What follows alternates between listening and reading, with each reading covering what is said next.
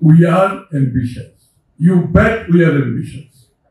যে দেশের অ্যাম্বিশন থাকবে না, যে দলের অ্যাম্বিশন থাকবে না, যে নেতার অ্যাম্বিশন থাকবে না, ওই দেশের কোনো ভবিষ্যৎ নেই। অ্যাম্বিশন তো থাকতেই হবে।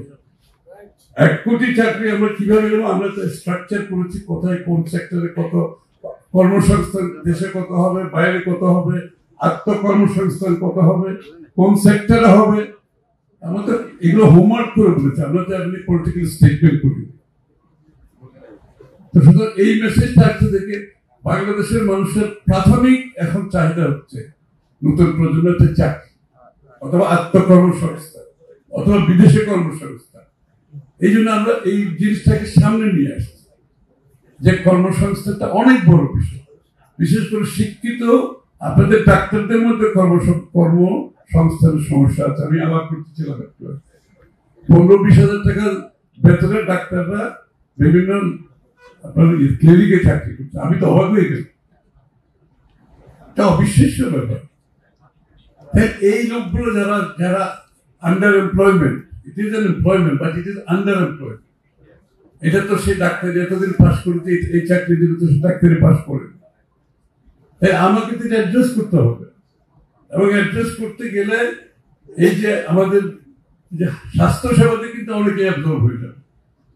যে স্বাস্থ্যসেবা প্রোগ্রাম আমরা করতেছি, বিএনপি যেটা করতেছে, তারেক রহমান সাহেব যেটা করছেন, এখানে একটা বড় সংখ্যা অবজার্ভ হয়ে যাবে।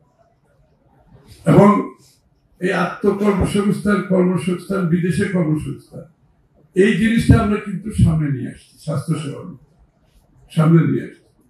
এবং এটাকে বাস্তবায়ন করতে গেলে যে কাজগুলো করার দরকার, আমরা ইতিমধ্যে এই কাজগুলো করছি। এটা একটা অনেক বড় কর্মসূচি। তারপর আছে আপনার স্বাস্থ্য শিক্ষা খাতে। আমাদের শিক্ষা খাতে এখন কিছু নাই, আপনারা সবাই জানেন শিক্ষা খাত ধ্বংস হয়ে গেছে। সুতরাং শিক্ষা খাতে যে আমরা এমপ্লয়মেন্টের সাথে আমাদের শিক্ষার একটা সম্পর্ক আছে, যে আমাদের সবাই কিন্তু ম্যাট্রিক, আইএ, বিএ, এমএ, ডাক্তার, ইঞ্জিনিয়ারের মধ্যে আছে, কিন্তু আমাদের ভোকেশনাল যে রিকোয়ারমেন্ট, সেই রিকোয়ারমেন্ট আমরা ওইভাবে ফুলফিল করি না। চায়নাতে 60% স্কুল থেকে 60% চলে যায় ভোকেশনাল স্কুল।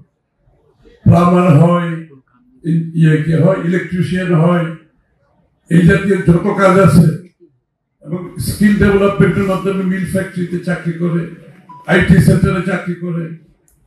আইটি সেক্টর বিরাট সেক্টর। আমাদের young generation matric, IA, BA pass করে যারা আনএমপ্লয়েড, তাদেরকে যদি আমরা স্কিল ডেভেলপমেন্ট দিয়ে আমরা গ্রামে গঞ্জে থেকে তারা কাজ করতে পারি। এখন তো আপনারা জানেন কল সেন্টারের মাধ্যমে লক্ষ লক্ষ ছেলে মেয়েরা কল সেন্টারে কাজ করতেছে, আমাদের পাশের দেশেই করতেছে। এইটার জন্য আমাদের প্রোগ্রাম আছে যে আমরা 1 কোটি চাকরি তাহলে কোথায় দেব, এইসব এরিয়াতে কত হবে, ইন্ডাস্ট্রিতে কত হবে, আত্মকর্মসংস্থান কত হবে। তো সবকিছু মিলে যে তারেক রহমান সাহেবের যে দেশকে নিয়ে ভবিষ্যতের চিন্তা, প্রত্যেকটি যা আমি বলি জনগণ জানতে যে আমার জন্য কি আছে, আমরা খালি এটার উত্তর খুঁজতেছি।